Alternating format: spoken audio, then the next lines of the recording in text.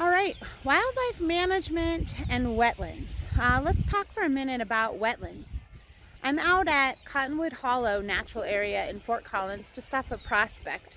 It's adjacent to Running Deer Natural Area. It's got a great, this is a great location to talk about wetlands because we have a variety of different types of wetlands here, actually, and different qualities of wetlands. As far as habitat goes, especially habitat for waterfowl, in particular dabbling ducks, like we're kind of focusing on this week. So first of all, I want you to kind of see what's here behind me. We've got a big open body of water here. And typically when we think of waterfowl, I'm guessing a lot of you think of habitat being something like this. Now this is a really perfect time for me to tell you this, because as I scan my camera around, tell me what waterfowl, if you see any waterfowl, right? Do you see any? Now there is a little group right there, and I just used my binoculars to identify them. We have some mergansers, some gadwalls, some buffleheads, or common goldeneye. I'm not quite sure. I've got some light kind of glaring at me. So we do have, I don't know, there's probably about 10 different birds on the water right now. It's probably hard to see in your view. But we have this large, fairly large, open body of water, right? And when we talk about open bodies of water, what good are they? Well, for the most part, those birds over there, they're just kind of loafing, swimming. Open bodies of water are really good for resting, really good for some shelter, getting away from any terrestrial predators going on. But as you notice, there's not a whole lot of feeding going on. There's a little bit of feeding maybe along the edge there, but not a whole lot. Let's contrast that with the area directly behind me. So let's look at this site. This site is, we have a small body of water here in the center of your screen. See if I can kind of point to it, maybe right there. But as you notice and you look farther out, we get some really good shallows. And it's hard to pick up here in the video, but we have a lot of birds using that area out there.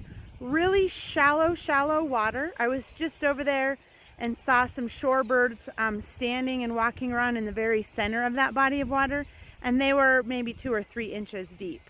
And then we have some just kind of wet soils behind there, and we're going to go closer. And in the foreground here, and you can hear the red-winged blackbirds just going crazy in this area. We do have a lot of cattails in this habitat, and cattails can provide some good cover, good escape cover, and for certain species in certain places it can be good nesting cover. But it's really not what we're as interested in. We're really interested in that habitat out there. So that's what we're going to focus on today. And why is that habitat so important for dabbling ducks? I'd like to give a brief history on this property. This property has been a Ducks Unlimited project, I believe in conjunction with the city of Fort Collins, and I'm not sure who the other contributors are there. But Ducks Unlimited is a nonprofit organization that works on restoring wetland habitat for waterfowl. Now, according to your homework this week, what purpose does wetlands serve for dabbling ducks in the eastern plains of Colorado? And I'll kind of throw the Front Range of Colorado in there too, because none of the wetland habitat right here, right up tucked against the mountains, is actually all that critical. We're not in a major flyway. We're really on the peripheral edge of one. But if we were to assign one function to our wetlands, it would be the same as that for the eastern plains.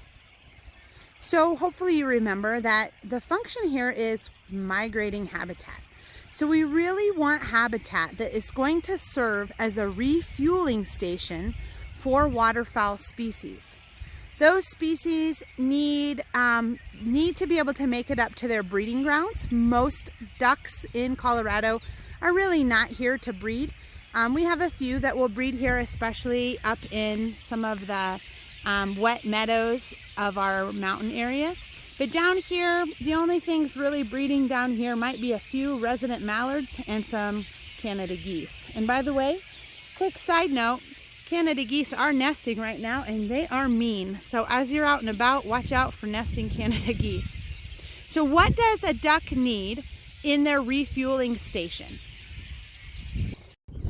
Okay, before I answer the question, or I wish that I could ask you that question of what the ducks are actually needing at this point in their life cycle along their migratory path, I want to talk for a minute about just what Ducks Unlimited did in this project. And as I mentioned, Ducks Unlimited is a nonprofit organization that works on improving wetlands for waterfowl habitat.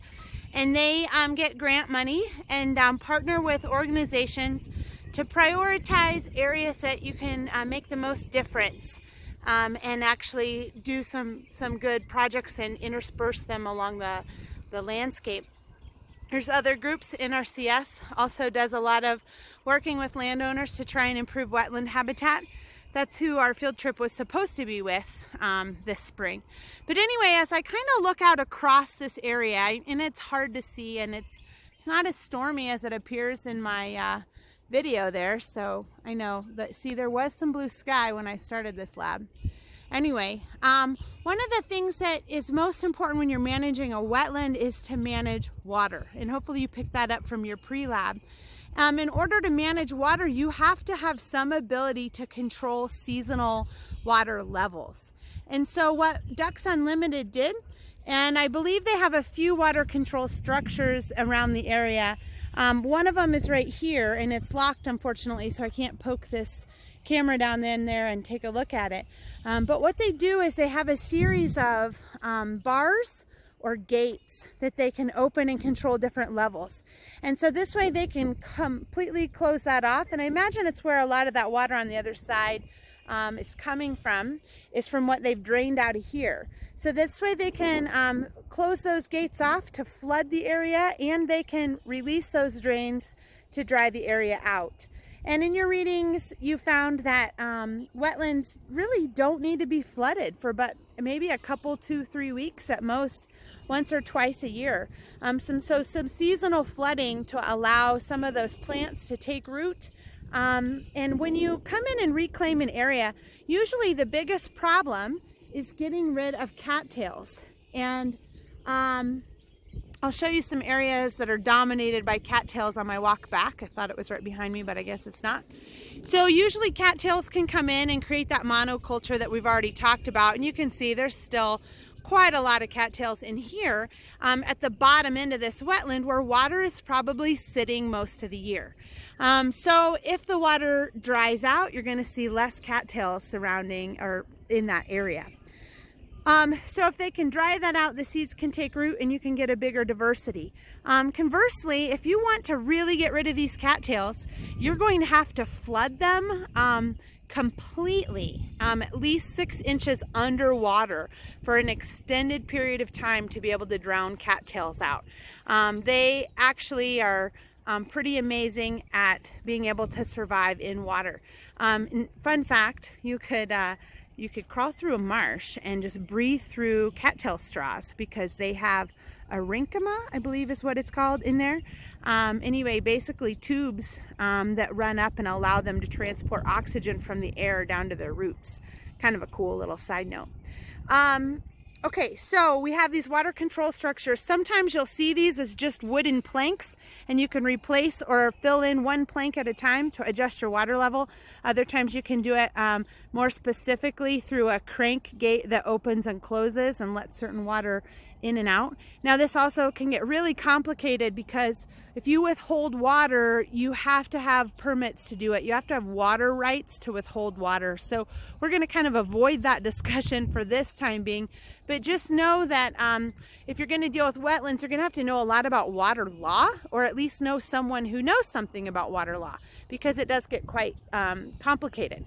So you'll see here at this end, it's deep. At that end, it's shallow. And that's just because of the topography of the land, right? So they have to calculate out, all right, what's the grade of this area? And what's our capacity? How big does our embankment on one end need to be? Sorry for my poor filming there. There's your embankment. I was standing on it earlier. How big does that need to be to be able to hold water back in this area? Are you ever able to flood it enough to flood the other end, the uphill end? These are all questions and things that you should look at when you're designing a wetland project. So think about that and think about how the area that you're visiting looks. Is it relatively flat, or do you see some slope? At first glance, most of these are going to look flat, folks, right? It's a wetland. Otherwise, we'd have a stream. But we have quite a bit of grade here, even in these old gravel pits. One other quick comment is we're really just right adjacent to the Poudre River. So that's what's feeding most of this. And I imagine there's some seeps underground that are putting water into these lower areas. And then of course it's all flowing downhill, and that's the part that man gets to try and control. Okay, so I walked more toward the upland side of this. These sandpipers over here, I don't know if you can see them. They are really frustrated with me right now because I'm probably about 50 yards away, but they like to nest here on the flats, and the muddy flats are sandy areas, and they definitely have a nest around here because they've been squawking at me, and they'll run away pretending like their wings broken to try and lure you away. Anyway, I know no National Geographic footage here by any means, but you can hear them. Anyway, this is the area that's really probably what you're looking for when you're managing wetlands. And like I said, they just reclaimed this about 4 to 5 years ago. And as you look out, when I first got here, and you can kind of see over here in this whole area of water is incredibly shallow. And I can just tell that because you can watch these animals, like those geese just walked through it instead of swimming through it. There's been some shorebirds and they're really short. So I imagine that we have some good food at the bottom of this. So that brings me back to why shallow wetlands? Why is that important, and what does that provide for migrating waterfowl? Well, there's a couple things that animals need if they're going to go long distance. And same thing with like our runners, right? Our marathon runners, what's the number one thing they need to endure the run, or for the birds to endure the flight? They need carbs, right? So as long as they can get some carbs in their bodies, that can be really helpful. Cornfields actually provide really intense carbohydrates for these migrating birds. But also a variety of the plants that they're eating out here are going to be high in carbs, and the seeds. The other big thing is, now they're getting close. We're getting close to North Dakota, close to the border of Canada and the Prairie Pothole region as far as their migration distance goes. So what else matters is protein and calcium. They need to be able to not only make it to their nesting grounds, but produce eggs when they get there. So what's important for calcium is looking at crustaceans.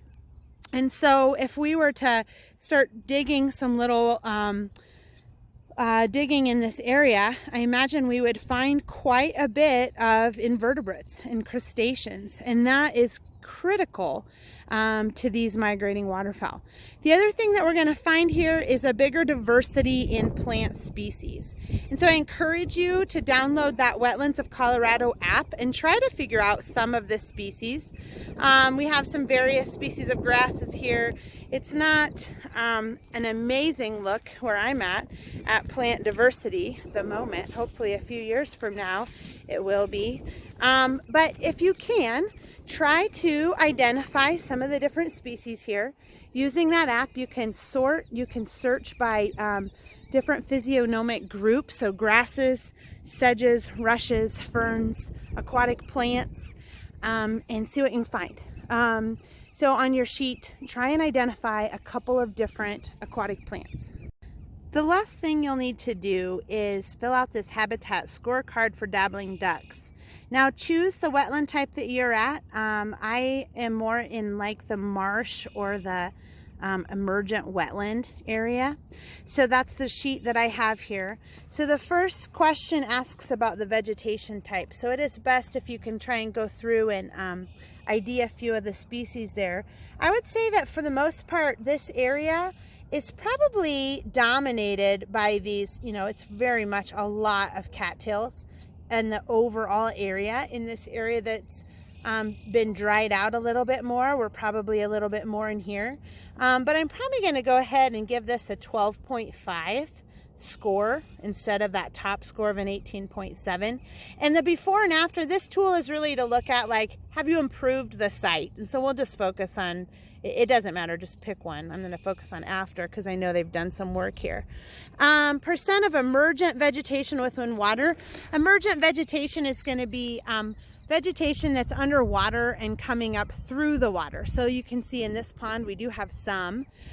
In that larger wet area we don't have as much, and I'd say this pond is kind of an anomaly. I don't see much emergent vegetation in the rest, so I'm actually going to pick one of the lowest numbers here of that 5 to 20%. So whoops, we'll go with 12.5 there. And then the predominant depth of water, of course I'm guessing at best here, but I'd say in this lower area that I'm in right now, it's probably this 4 to 12. So we'll go 18.7.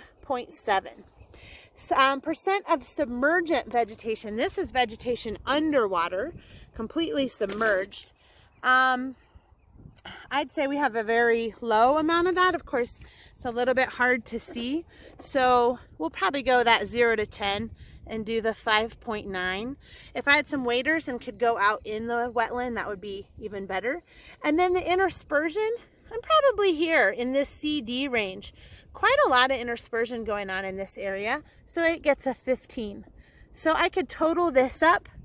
Oh, I guess we have one more in that size of habitat. Yeah, this is definitely an area bigger than 2 acres.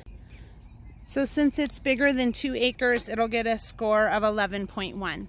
Now then I total all those up, and that should be out of a score of 100. So 100 would be the best you could get, I guess, for these dabbling ducks. And I want you then to take that score. There's no metric of like 90% is excellent or anything like that. But from your observations, use the fact sheets there provided to make some management recommendations to the landowners on maybe what could be improved here.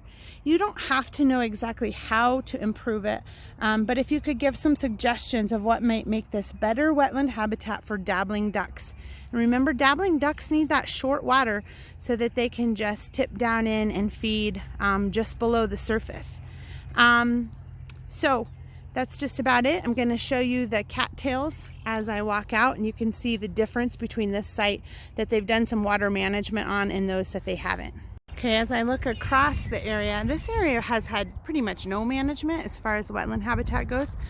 And you can see it's just completely one massive meadow of cattail, which this little guy loves, the red-winged blackbird. But not everybody loves cattail. Although as you are driving around looking for wetlands, I imagine you're going to find quite a lot of it. As we look at this area and this habitat, one thing I want to point out is, yeah, we can assess an area for a certain type of species like we've talked about. Right now we're really focusing on dabbling ducks.